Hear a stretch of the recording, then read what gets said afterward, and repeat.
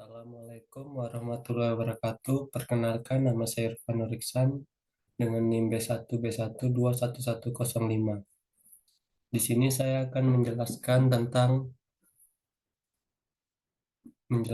UTS dari tugas mata kuliah pemerintahan daerah otonomi khusus.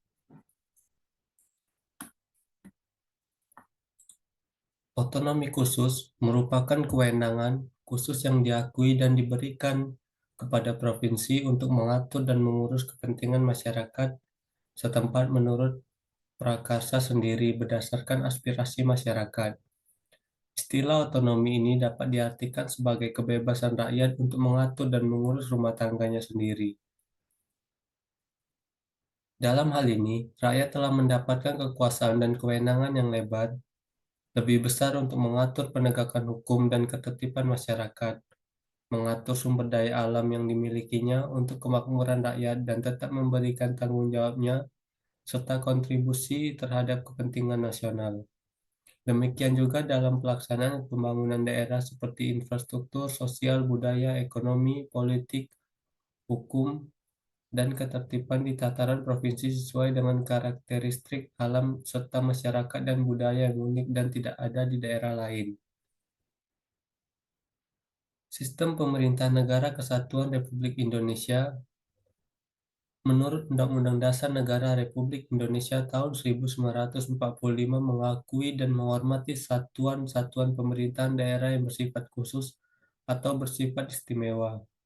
Namun, kenyataannya berbagai kebijakan dalam penyelenggaraan pemerintahan dan pembangunan yang sentralistik belum sepenuhnya memenuhi rasa keadilan, belum sepenuhnya memungkinkan tercapainya kesejahteraan rakyat, belum sepenuhnya mendukung terwujudnya penegakan hukum, dan belum sepenuhnya menampakkan penghormatan terhadap hak asasi manusia atau HAM. Reformasi di Indonesia memberi peluang bagi timbulnya pemikiran dan kesadaran bahwa Negara Kesatuan Republik Indonesia dibagi atas daerah-daerah provinsi. Negara mengakui dan menghormati satuan-satuan pemerintahan daerah yang bersifat khusus atau bersifat istimewa yang diatur dengan undang-undang. Yang dimaksud satuan-satuan pemerintahan daerah khusus yang bersifat khusus adalah daerah-daerah yang diberikan otonomi khusus. Berikut adalah daerah-daerah yang diberikan otonomi khusus, antara lain yaitu Daerah Khusus Ibu Kota Jakarta, Daerah Istimewa Nanggro Aceh Darussalam, Daerah Istimewa Yogyakarta, dan Provinsi Papua dan Papua Barat. Yang pertama yaitu Daerah Khusus Ibu Kota Jakarta. Provinsi DKI Jakarta adalah daerah khusus sebagai daerah otonom tingkat provinsi yang memiliki khususan tugas dan hak, kewajiban, dan tanggung jawab tertentu dalam penyelenggaraan pemerintahan dan sebagai tempat kedudukan perwakilan negara asing, serta pusat atau perwakilan lembaga internasional. Penyelenggaraan pemerintah Provinsi DKI Jakarta dilaksanakan menurut asas otonomi, asas dekonsentrasi, asas tugas pembantuan, dan kekhususan sebagai ibu kota negara kesatuan Republik Indonesia. Hal inilah yang membuat pemerintah mengeluarkan Undang-Undang Nomor 29 Tahun 2007 tentang Pemerintahan Provinsi Daerah Khusus Ibu Kota Jakarta sebagai Ibu Kota Negara Kesatuan Republik Indonesia atau tertuang dalam Undang-Undang Nomor 29 Tahun 2007. Undang-undang ini mengatur kedudukan khusus Provinsi DKI Jakarta sebagai ibu kota negara. Otonomi Provinsi Daerah Khusus Ibu Kota Jakarta diletakkan pada lingkup provinsi. Yang dimaksud dengan otonomi yang diletakkan pada lingkup provinsi bahwa otonomi hanya berada pada Provinsi Daerah Khusus Ibu Kota Jakarta. Otonomi sebagai dimaksud dilaksanakan berdasarkan asas dekonsentrasi dan tugas pembantuan. Selanjutnya, Undang-Undang Nomor 29 Tahun 2007 memberikan beberapa kewenangan dan kewajiban khusus kepada DKI Jakarta dalam pelaksanaan pemerintahannya, yaitu dalam pemerintahan, otonomi Provinsi DKI Jakarta diletakkan pada tingkat provinsi. Penyelenggaraan pemerintahan Provinsi DKI Jakarta dilaksanakan menurut asas otonomi, asas dekonsentrasi, asas pembantuan, dan kekhususan sebagai ibu kota negara. Pemerintahan Provinsi DKI Jakarta dipimpin oleh satu orang gubernur dan dibantu oleh satu orang wakil gubernur yang dipilih secara langsung melalui pemilihan umum kepala daerah dan wakil kepala daerah.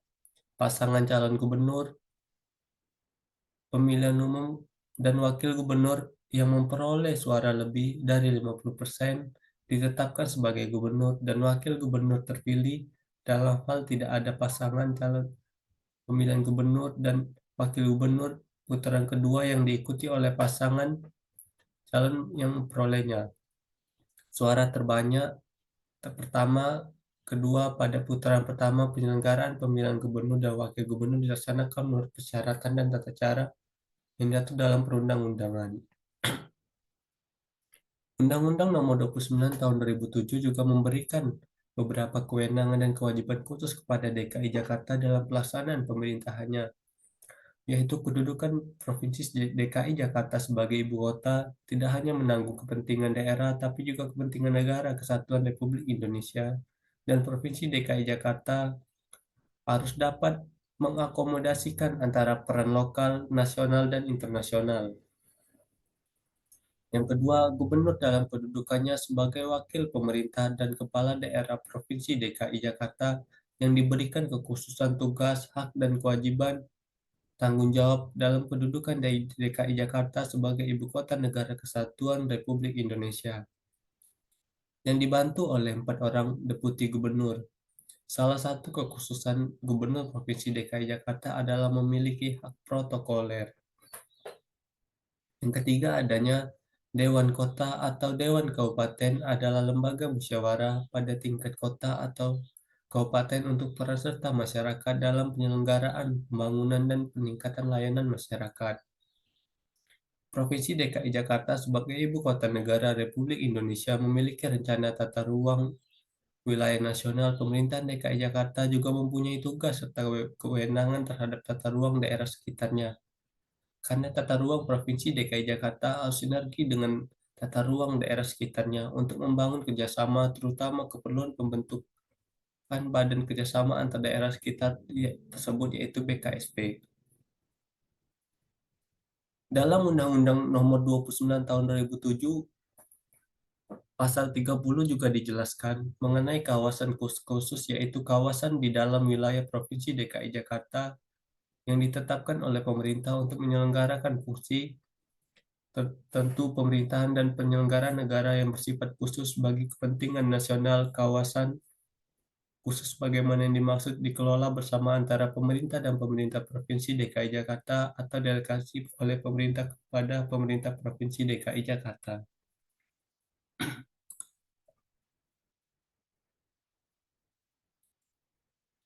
Selanjutnya itu adalah Daerah Istimewa Nanggro Aceh Darussalam. Nanggro Aceh Darussalam mendapatkan hak khusus terhadap otonominya sendiri.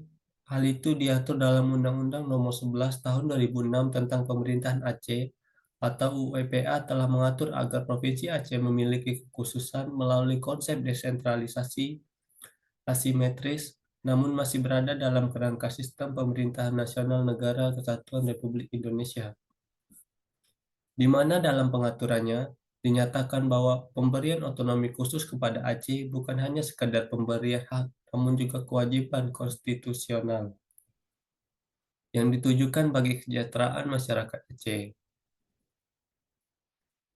Sebelum Undang-Undang Nomor 11 Tahun 2006 berlaku, ada beberapa regulasi yang mengatur tentang pemerintahan Provinsi Aceh. Pengaturan tersebut ialah Undang-Undang Nomor 24 Tahun 1956, Undang-Undang Nomor 44 Tahun 1999, dan Undang-Undang Nomor 18 Tahun 2001. Dalam berbagai aturan tersebut, nama Provinsi Aceh mengalami perubahan dari daerah Istimewa Aceh atau DI Aceh menjadi Nanggroe Aceh Darussalam atau NAD. Undang-Undang Nomor 44 Tahun 1945 tentang Penyelenggaraan Keistimewaan Provinsi Daerah Istimewa Aceh menyatakan bahwa keistimewaan yang daerah Aceh merupakan pengakuan bangsa Indonesia kepada daerah Aceh memiliki nilai-nilai hakiki masyarakat secara turun-temurun, bahkan nilai-nilai tersebut dijadikan sebagai landasan spiritual, moral, dan kemanusiaan masyarakat Aceh.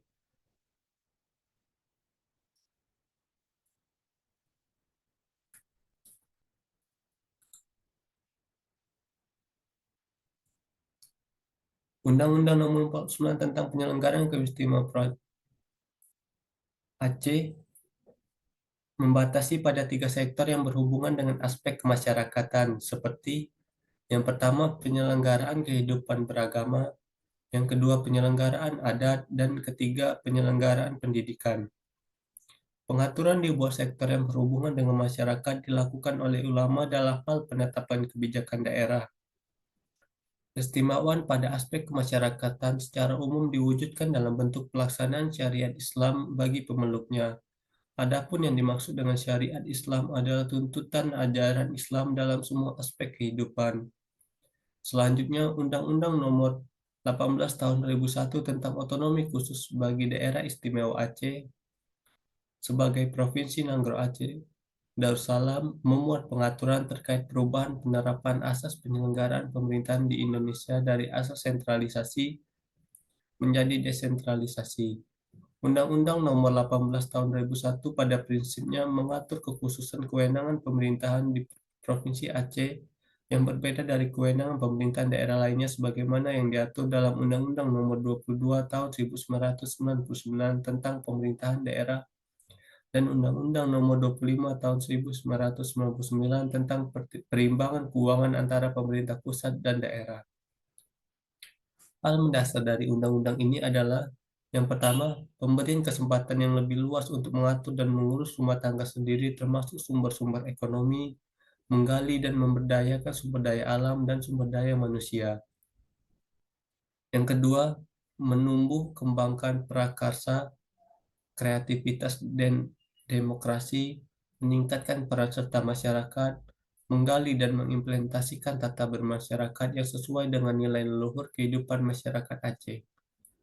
Yang ketiga, memfungsikan secara optimal Dewan Perwakilan Daerah Provinsi Nanggroe Aceh Darussalam dalam memajukan penyelenggaraan dan pemerintahan di Provinsi Nanggroe Aceh Darussalam. Yang keempat, mengaplikasikan syariat Islam dalam kehidupan bermasyarakat. Undang-undang tersebutlah yang menjadi cikal bakal pemberian otonomi khusus kepada Provinsi Aceh untuk menjalankan rumah tangganya sendiri. Meski demikian, undang-undang ini kemudian dicabut dengan berlakunya Undang-Undang Nomor 11 Tahun 2006 tentang Pemerintahan Aceh yang berlaku hingga saat ini. Ketentuan dalam Undang-Undang Nomor 11 Tahun 2006 mengenai perlunya norma, standar, prosedur, dan urusan yang bersifat strategis nasional menjadi kewenangan pemerintah pusat. Bukan dimaksudkan untuk mengurangi kewenangan yang dimiliki pemerintah Aceh dan Kabupaten Kota Aceh, melainkan untuk mengurangi kewenangan yang dimiliki pemerintah, melainkan merupakan bentuk pembinaan, fasilitasi, penetapan dan pelaksanaan urusan pemberian yang dilakukan oleh pusat karena bersifat nasional. Dalam pengaturan ini, perimbangan keuangan pusat dan daerah di Provinsi Nanggroe Aceh Darussalam tercermin melalui pemberian kewenangan untuk pemanfaatan sumber pendanaan yang ada, kerjasama, pengelolaan sumber daya alam di wilayah Nanggroe Aceh Darussalam, diikuti dengan pengelolaan sumber keuangan secara transparan dan akuntabel dalam rangka perencanaan, pelaksanaan, serta pengawasan. Sementara itu, dalam rangka mendukung pertumbuhan ekonomi, masyarakat Aceh dilakukan pembangunan infrastruktur, mencipta lapangan kerja, dan pengentasan kemiskinan dan kemajuan kualitas pendidikan. Dengan demikian, pemanfaatan dana otonomi khusus merupakan bagian yang tak terpisahkan dari pertumbuhan ekonomi nasional. Kewenangan Provinsi Aceh setelah diberikan otonomi khusus adalah sebagai berikut. Yang pertama ada regulasi. regulasi setelah Undang-Undang PA berlaku ditemukan beberapa permasalahan dalam mengimplementasinya. Dalam hal peraturan turunan dari Undang-Undang Nomor 11 Tahun 2006 tentang Pemerintahan Aceh, ditemukan bahwa masih terdapat tiga rancangan peraturan pemerintah atau RPP yang belum ditetapkan, yaitu pertama, RPP tentang standar, norma, dan prosedur pembinaan pengawasan PNS Provinsi Aceh dan kabupaten atau kota. Kedua, RPP tentang nama Aceh dan gelar pejabat pemerintahan Aceh. Ketiga, RPP tentang penyerahan prasarana, pendanaan, personil, dan dokumen terkait tentang pendidikan madrasah ibtidaiyah dan madrasah tsanawiyah. Yang kedua, dana otonomi khusus. Masalah berikutnya ialah terkait dengan dana otonomi khusus sesuai dengan ketentuan pada pasal 18 ayat 2 Undang-Undang Nomor 11 Tahun 2006 tentang Pemerintahan Aceh. Dana otonomi khusus akan diberikan selama 20 tahun dan dimulai sejak tahun 2008. Besaran dana otonomi khusus untuk tahun pertama atau 2008 hingga tahun kelima kelas atau 2022 besaran setara dengan 2% dari plafon dana alokasi umum nasional. Sedangkan untuk tahun ke-16 atau 2023 hingga tahun ke-20 atau 2028 besarannya setara dengan 1% dari plafon dana alokasi umum nasional. Secara kumulatif, dana otonomi khusus hingga tahun 2019 sudah diberikan sebesar 73,3 triliun. Meskipun demikian, Provinsi Aceh masih tergantung dengan keberadaan dana otonomi khusus di mana dana otonomi khusus berkontribusi lebih dari 50% dari anggaran pendapatan dan belanja daerah atau APBD Nanggroe Aceh Darussalam. Dan dalam pelaksanaannya masih terdapat permasalahan terkait alokasi dana antara pemerintah provinsi dan kabupaten atau kota. Yang ketiga adalah daerah khusus istimewa Yogyakarta. Pada saat ini, Keraton Yogyakarta dipimpin oleh Sri Sultan Hamengkubuwono ke-10 dan Puro Pakualam oleh Sri Paduka Pakualam ke-9. Keduanya memainkan peranan yang sangat menentukan di dalam memelihara nilai-nilai budaya dan adat istiadat Jawa dan merupakan pemersatu masyarakat Yogyakarta. Dengan dasar pasal 18 Undang-Undang 1945, Dewan Perwakilan Rakyat Provinsi Daerah Istimewa Yogyakarta menghendaki agar kedudukan sebagai daerah istimewa untuk daerah tingkat 1 tetap lestari dengan mengingat sejarah pembentukan dan perkembangan pemerintahan daerahnya yang sepatutnya dihormati. Pasal 18 Undang-Undang Dasar 1945 itu menyatakan bahwa pembagian daerah Indonesia atas daerah besar dan kecil dengan bentuk susunan pemerintahannya ditetapkan dengan undang-undang dengan memandang dan mengingat dasar pemusyawaratan dalam sistem pemerintahan negara dan hak-hak asal-usul dalam daerah-daerah yang bersifat istimewa. Sebagai daerah otonom setingkat provinsi, daerah istimewa Yogyakarta dibentuk dengan Undang-Undang Nomor 3 Tahun 1950 sesuai dengan maksud pasal 18 Undang-Undang 1945 disebutkan bahwa daerah istimewa Yogyakarta adalah meliputi bekas daerah Kesultanan Yogyakarta dan daerah Pakualam. Dalam perjalanan menjadi daerah otonomi khusus, Yogyakarta mendapatkan kecaman serta perdebatan yang hanya bisa dipecahkan dengan cara kajian dan masukan dari masyarakat luas. Hal ini membuat terjadi perubahan pada undang-undang untuk keistimewaan Yogyakarta, di antaranya dalam perumusan Undang-Undang Nomor 1 Tahun 1957 yang tentang pokok-pokok pemerintahan daerah, 4 masalah pokok yang diperdebatkan itu dipecahkan menjadi pasal-pasal undang-undang sebagai berikut. Yang pertama, sistem otonomi rel, yaitu kesempatan bagi daerah-daerah untuk menunaikan tugasnya secara penuh sesuai bakat dan kesanggupannya agar dapat berkembang secara luas. Yang kedua, tingkat daerah yang ditetapkan dalam undang-undang adalah pendapat pemerintahan yaitu 2 tingkat daerah otonom dan kalau diperlukan 3 tingkat. Yang ketiga, kepala daerah harus mendapatkan harus membebankan pengawasan kepada Menteri Dalam Negeri, harus mendapat kepercayaan dan diserahi kekuasaan atas kepercayaan rakyat. Yang keempat, undang-undang membebankan pengawasan kepada Menteri Dalam Negeri untuk daerah tingkat 1 dan kepada DPD setingkat lebih atas untuk daerah-daerah lain, yaitu dengan menangguhkan atau membatalkan peraturan serta keputusan DPRD atau DPD yang tidak sesuai atau ketentuan dengan peraturan perundang-undangan yang lebih tinggi atau kepentingan umum.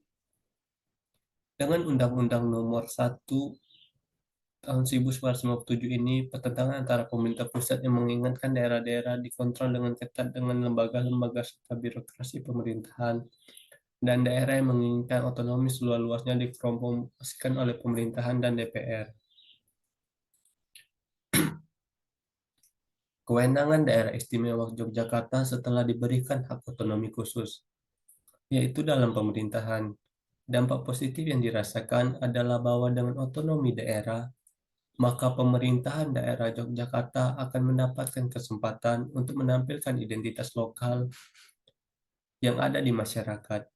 Berkurangnya wewenang dan kendali pemerintah pusat mendapat respon tinggi dari pemerintah daerah dalam menghadapi masalah yang berada di daerahnya sendiri.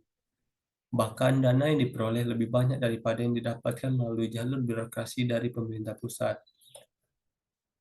Dana tersebut memungkinkan pemerintah lokal mendorong pembangunan daerah serta membangun program promosi kebudayaan dan juga pariwisata yang sudah mengakar dan berbudaya di Yogyakarta.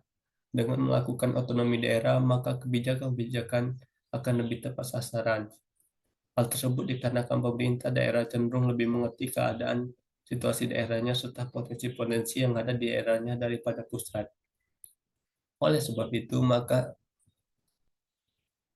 otonomi khusus yang diberikan pemerintah pusat sangat berdampak positif bagi pemerintah Yogyakarta, sebab dengan beraneka ragam kebudayaan, pemerintah daerah Yogyakarta dapat menghasilkan dananya sendiri untuk membangun daerahnya sendiri.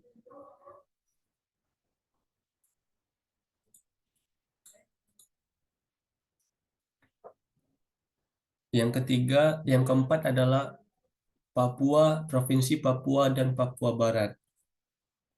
Otonomi khusus bagi Provinsi Papua dan Papua Barat atau Undang-Undang Otsus Papua ditetapkan dalam Undang-Undang Nomor 21 Tahun 2001 yang memberikan kewenangan yang lebih luas kepada Provinsi Papua dan Provinsi Papua Barat untuk mengatur dan mengurus diri sendiri.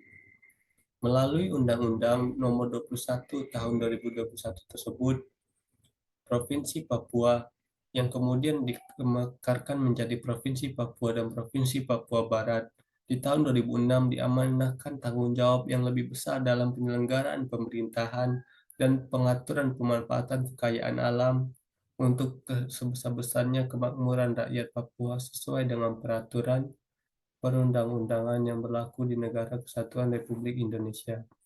Undang-undang ini juga memiliki semangat rekonsiliasi dan penyelesaian masalah yang ada di Provinsi Papua secara menyeluruh, serta memberikan pengakuan dan penghormatan atas hak-hak dasar orang asli Papua serta pemberdayaan secara strategis dan mendasar.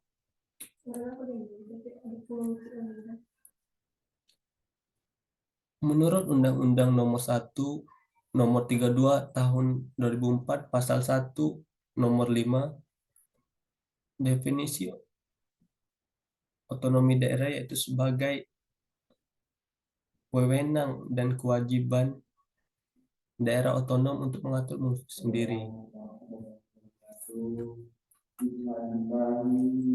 Kewenangan Papua dan Papua Barat setelah diberikan otonomi khusus, yaitu ada dalam pendidikan.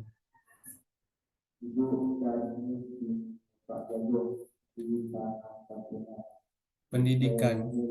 Pengaruh kebijakan otonomi khusus bagi pendidikan di daerah Papua sangat penting untuk ditetapkan karena Papua memiliki kondisi sosial, ekonomi, dan geografis yang unik dibandingkan daerah lain di Indonesia.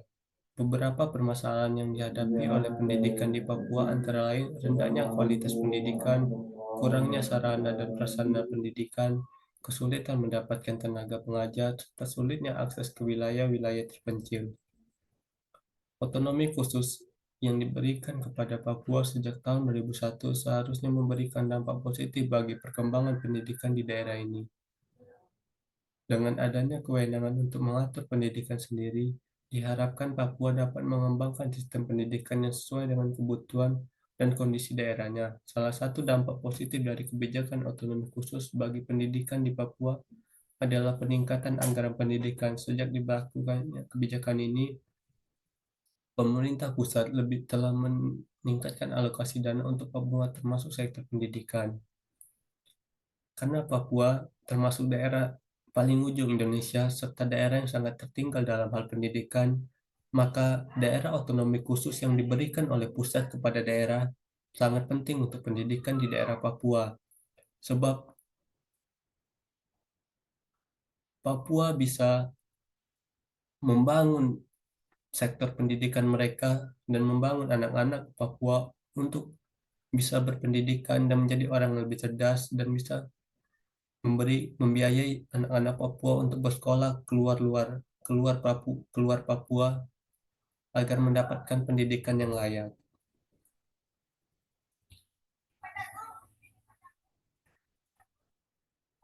Dimiliki oleh Papua dan Papua Barat yaitu adalah dana otonomi khusus. Dengan adanya dana otonomi khusus tersebut, Provinsi Papua memiliki kewenangan yang lebih luas. Kewenangan yang lebih luas tersebut juga disertai tanggung jawab yang lebih besar bagi provinsi dan rakyat Papua untuk menyelenggarakan pemerintahan dan mengatur pemanfaatan kekayaan alam di Provinsi Papua untuk sebesar-besarnya bagi kemakmuran rakyat Papua sebagai bagian dari rakyat Indonesia sesuai dengan peraturan perundang-undangan. Kewenangan ini berarti pula kewenangan untuk pemberdayaan potensi sosial budaya dan perekonomian masyarakat di Papua, agar masyarakat Papua bisa menghasilkan budaya dan penghasilan mereka sendiri dari hasil alam mereka sendiri, termasuk memberikan peran yang memadai bagi orang-orang asli Papua melalui para wakil adat, agama, dan kaum perempuan. Peran yang dilakukan adalah ikut serta merumuskan kebijakan daerah, menentukan strategi pembangunan, pembangunan politik, penyatuan Papua menjadi bagian dari NKRI pada hakikatnya mengandung cita-cita luhur. Namun, kenyataannya, berbagai kebijakan dalam penyelenggaraan pemerintahan dan pembangunan yang sentralistik belum sepenuhnya memenuhi rasa keadilan, belum sepenuhnya memungkinkan tercapainya kesejahteraan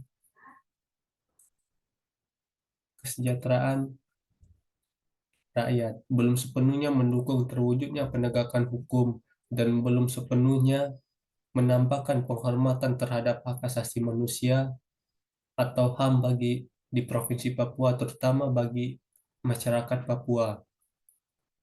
Kondisi tersebut mengakibatkan terjadinya kesenjangan pada hampir semua sektor kehidupan, terutama dalam bidang pendidikan, kesehatan, ekonomi, kebudayaan, dan sosial politik. Pelanggaran HAM, pengabdian hak-hak dasar penduduk asli, dan adanya perbedaan pendapat mengenai sejarah penyatuan Papua ke dalam NKRI adalah masalah-masalah yang perlu diselesaikan oleh pemerintahan pusat